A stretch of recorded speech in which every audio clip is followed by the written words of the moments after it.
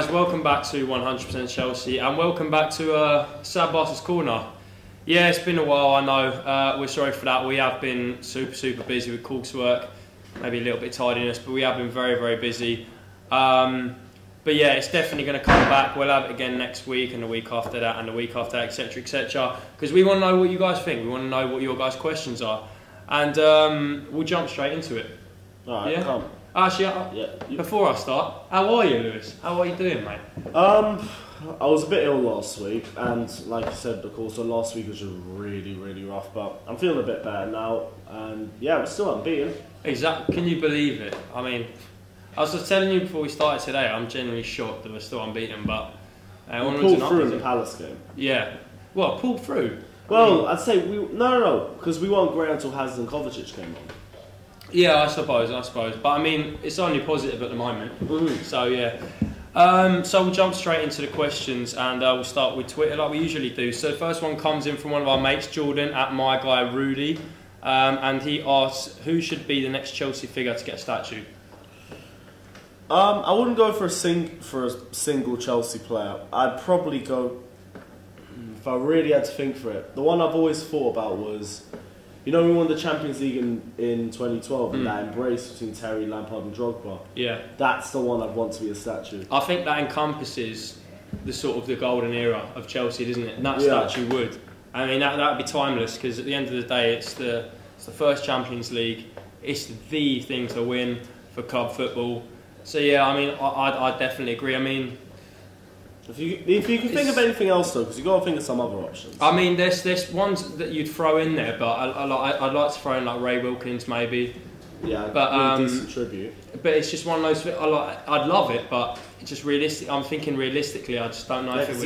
The only one that we have is Peter Osgood, right? Yeah. So yeah, outside the hospitality entrance. It has to be someone who you would put at that level, or maybe even higher. You couldn't put someone lower down there. Exactly, and I think now they have to have achieved so much at Chelsea in order to get that. I mean, do you know, it would probably, I wouldn't even mind, but if Roman Abramovich put his own statue outside the ground for it to stay there for years and years, and it'd been and gone, it passed away, I'd be cool with it. Yeah, I mean, in the day, Roman Abramovich has brought us what we, come to consider now as, a Chelsea side, which is, I'm trying to think of the word, but he's the reason we are where we are now. Exactly, yeah. So I'd be cool with it. Yeah, I mean, I know owners have done it in the past, haven't they? They revealed their own statue to themselves, but it's not really an ego thing. I think if you've done so much for a club as an owner, I think why not?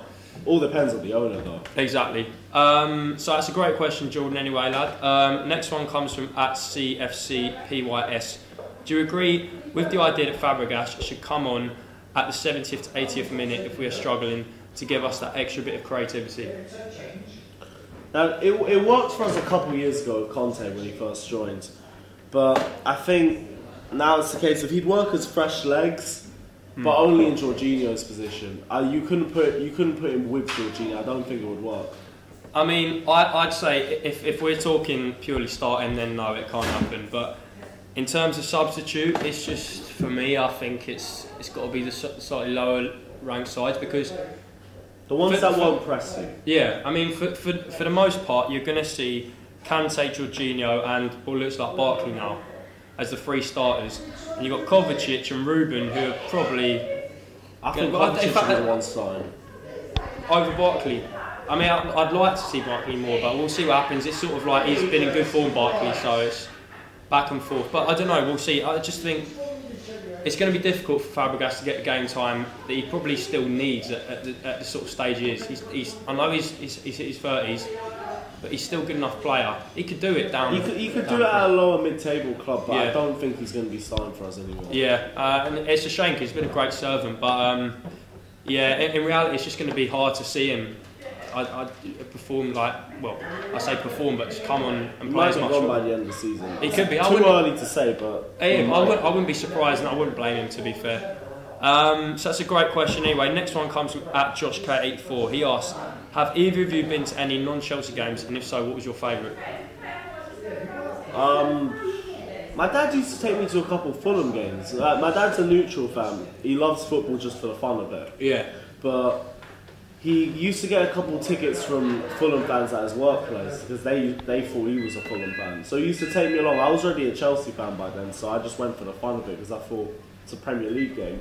Yeah, I suppose. I mean, in terms of Prem, I don't see myself going to games. But I mean, I've tended to follow. Before I couldn't go to Chelsea regularly, I used to go to non-league. So I used to go to my local club. It was Cheshire United, then it was Wealdstone, now it's Maidstone. Yeah. And there's something about non-league football which is just, it's still pure football, do you know what I mean? And I really, really like that. So in terms of non-Chelsea games, sort of local clubs, I'd recommend it. If you can't get down to a big team that you support in the Prem or something like that, or you're too far away from the city which your favourite team plays in, just go and support your local team. I mean, at the end of the day, your local team, they always need funding down there. And it's good to go watch. You know, sometimes standard football ain't even that bad. Not gonna lie, I actually think my local team is Chelsea. If the local team's Chelsea, then so be it. That's fine. I'm not complaining. I'm not complaining. But I mean, it's definitely one of those things which I'd say definitely get down to. You have a good laugh, and yeah, I'd recommend it anyway. So yeah, I answered your question. We both have, yeah. Next question comes from @saidabd59630889, I think it is. Yeah, to be honest, I just wrote down all the numbers, I don't know why, but you ask, if you had to choose any player in the EPL to join a Chelsea starting 11, who would it be and why? Not gonna lie, you're kind of throwing this one on me, I kind of need to think. I know he's not in the best form right now, but I go for Firmino. Firmino. So we're talking striker? Yeah. Yeah, because I think in reality that's probably the place that we're going to need to. I mean, I'd say, not that I'd say particularly we need to improve massively, but you know, some people have different opinions. But in the right wing, I think we're going to need something new eventually. I think we need a new right wing for about at least 2 seasons. I mean, I like the idea of Firmino up top, but it's just, again, I'm trying to think realistically. I'd love Sterling. I'd love someone like Sterling or. I wanted Mahrez before he joined City. In fact, I was going to say Mahrez as well. I mean, that guy is still quality about him. That guy would have been a perfect fit. Yeah, and the thing I love about Mahrez is he cuts inside and whips it round with his left, and he scored some great goals already this season. And he's good with both feet as well. Exactly, he's an absolute player. But it's got to be between a striker and a winger, definitely. We'll say that. But I mean, I know he's old, but I still wouldn't mind Aguero up front. Short term, it would work. That's all. I think we're a striker away from the title, personally, and Aguero is a striker that can take you to a title. Short term, it would work. Yeah, I mean it's difficult because I mean we'll get onto Morata later into the show, but yeah, we'll get into Morata later in the show, but yeah, no, this just picks up. Well, I'll tell you what, I'll save that anyway, guys. Let us know what you think on that. Because it'll be very interesting to get some discussion going on that. Move on to Insta. The Dominic one asked again. I know you've asked a few questions so far, mate. So well done to you. Most embarrassing moment whilst being 100% Chelsea, and Louis got to come in for this. Come on, mate. Come on, find it. The beauty of not being on camera. We've got Scott on camera this week. It's beautiful, which means I can get involved. Fair play to Scotty boy as well. Well done to you, son. Coming in, Scott. Oh, yeah. Safe. So, my embarrassing moment, yeah? We're just got to look in one direction in 3 seconds. So 3, 2, 1. What? You. You and me. We've got 2 list. There is a list of you. I mean, there's a list of me. Go on then. Barcelona. KFC instead of paella. I personally, that's embarrassing. It was cheap. My number one out there is that moustache. The moustache! That is a great shot. Just because you're losing yours at the end of Scotty P out does himself again. Yeah, that's very, very good actually, mate. I think I'd agree with that. Was that all? There's the West Brom away. Was it the... What about... Oh, I'm trying to think West Brom... Oh, yeah, cool. West Brom away. Yeah. You know, if I didn't make that game, I wouldn't be part of this channel. Okay, without saying names, companies, whatever, because we get in trouble if we do that. Yeah. Do you want to tell the story? Okay, so you were driving up on a minibus to West Brom as part of some little deal that we were with, and let's put it like this: we had Craig, and he was a guy who did fan cams with us before, and he was late by about a good 25 minutes. But we ended up waiting for him. We were driving up, everything was calm. We stopped off at a service station. I went to pick up some food.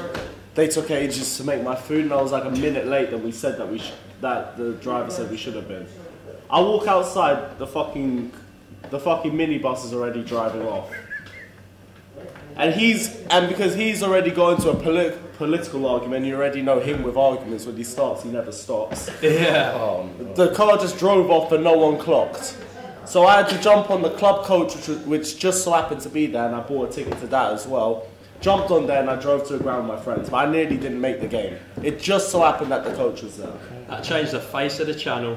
Oh, it did. It made a great behind the scenes vlog. Yeah. Obviously, perfect. I can just imagine if you caught that Lewis running down the motorway. So that's running down happened. the motorway. I didn't run down the motorway. So we pulled into a lay-by literally just outside the service station, and I called him saying, "Where are you? Where are you?" He's running out. Like, "Where's the coach? I'm going to run down the lay-by, blah blah blah," all this kind of stuff. Driver just turns around, the guy from the company that we were with turns around and goes, "Can't do that, it's bad for health and safety, we're going to have to leave him." And then I say, "Your fault, you just set off without him, you've got to go get him." So they weren't having it. Oh, so luckily Lewis got the coach, and then we made them wait afterwards because we had to spend like the next 2 hours doing van cams. Yeah. Serves them right. I mean, you have had some glorious moments, honestly. I mean, so have we, but I mean, I can't think off the top of my head of like anything. I've got a couple of you, but we can't talk about them. Oh yeah.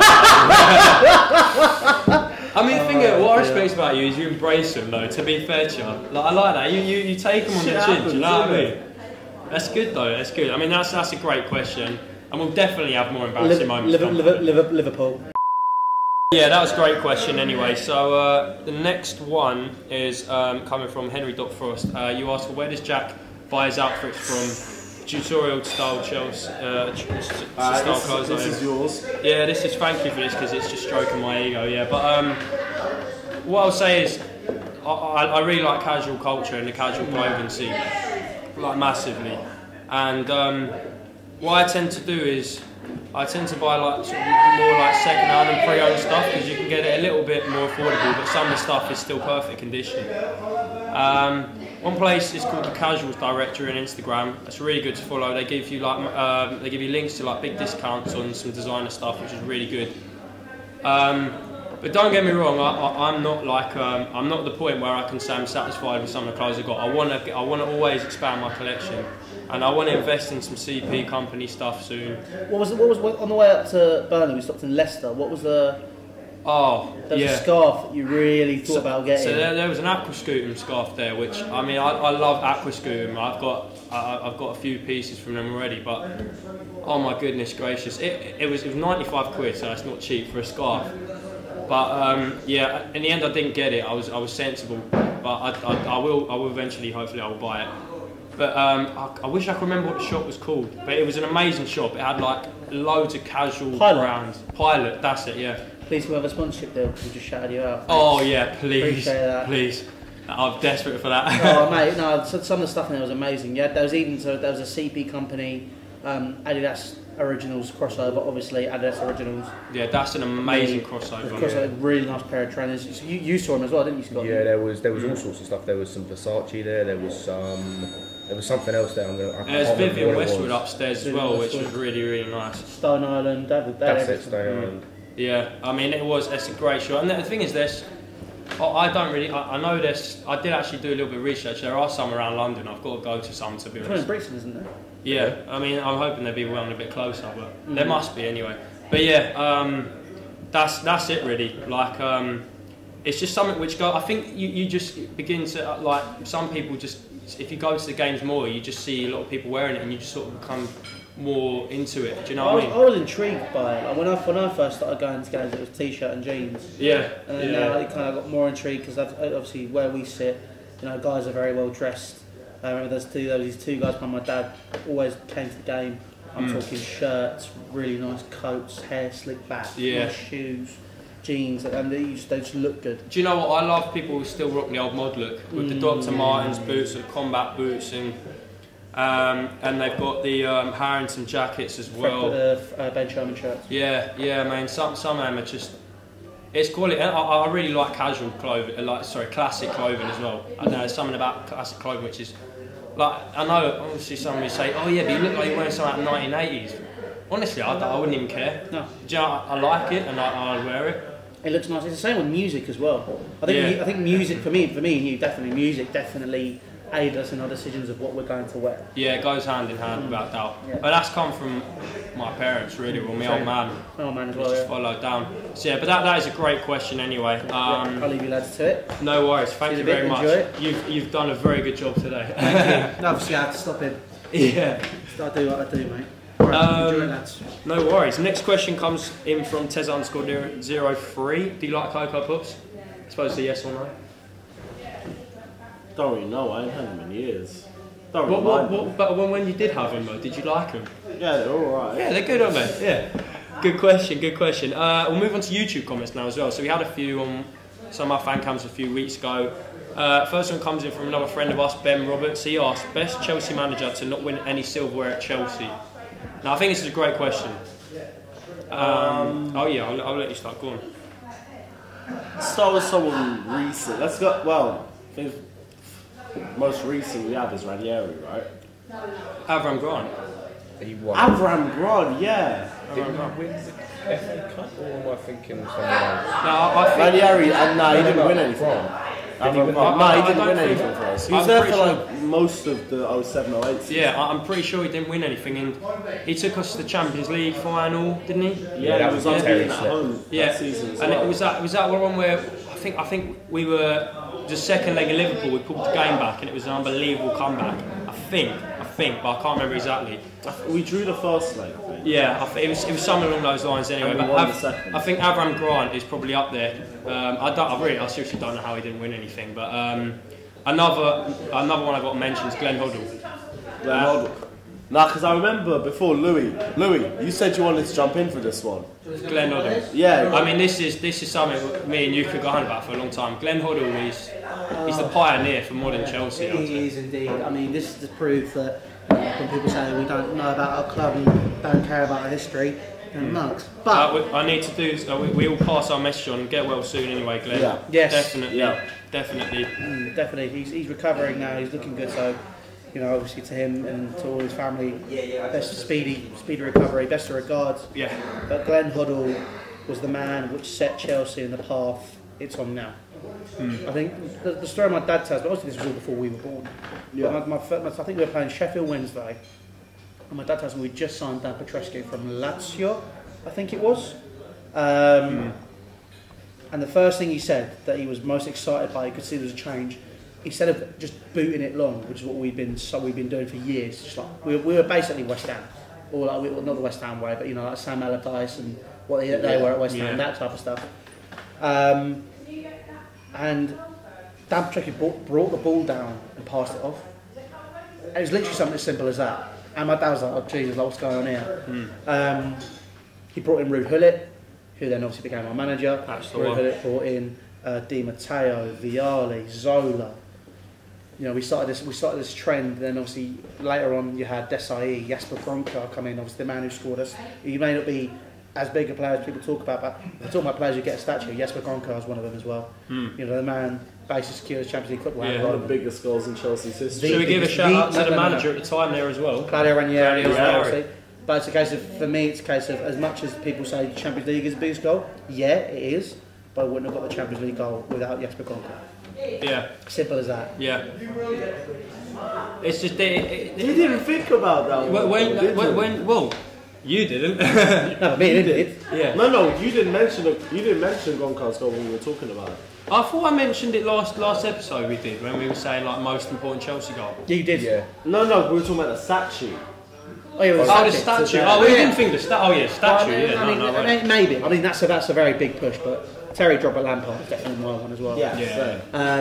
But I mean, you know, Glenn Hoddle, he basically started building Chelsea to what it is now. Yeah. So to him, obviously, and Matthew Harding at the time, who was giving him the funds to do so as well. Ken Bates, absolutely amazing feat. Thank you so much for everything you've done. Yeah, without doubt. The man's an absolute legend. He's an absolute hero. Not only just for Chelsea, but the game itself. A fantastic central midfielder as well for England. As much as I hate to say it, he was really, really good for Spurs as well. Yeah. But he was just brilliant. Brilliant player, brilliant manager, brilliant coach, and I think he had some stupid shit with England. Yeah. There's no doubt about that. If he hadn't said that stupid shit, I think England could have gone so much further than they could. I reckon if he was a manager of that squad in 2004, we would have won the Euros. I reckon we would have won the Euros in 2004. It's a big shout. Big shout. Well, just saying. Yeah, just saying. I suppose I see where you're coming from. But yeah, well, that's. Who are the other ones? Well, I mean, I think that's in terms of the we've got one more question, which is what do you guys study at uni? And it's just a pretty easy one to get through, but a good question nonetheless. Football. There you go, that's what we pretty study. much football. Specifically, I do sports business and coaching, but Which is why he's heading up Imperial Wharf. Yeah, but football sort of is the main sort of topic of discussion most of the time. You do broadcasting, don't you? sports business and broadcasting. Yeah, And I do sports business. I do football business and media. Yeah, there's a lot of business in it. it is. Yeah, a lot of business that we don't get done. You'd think we'd be earning money for by now, but unfortunately we're not. So yeah, The grind continues. the grind does continue. Yeah. Yeah, right. Yeah, that'll do it anyway for the questions. Now we'll see over at Sad Barca's Corner. The questions I know we've answered. I know you guys asked them a few weeks ago, but as I said, we've been so busy. I'm so sorry about that. But nonetheless, we will be back and we'll be at Sad Barca's Corner in a second. So yeah. Alright guys, welcome to Sad Barca's Corner. This is where we pick the best question of the week and shout them out as our Sad Bastard of the week.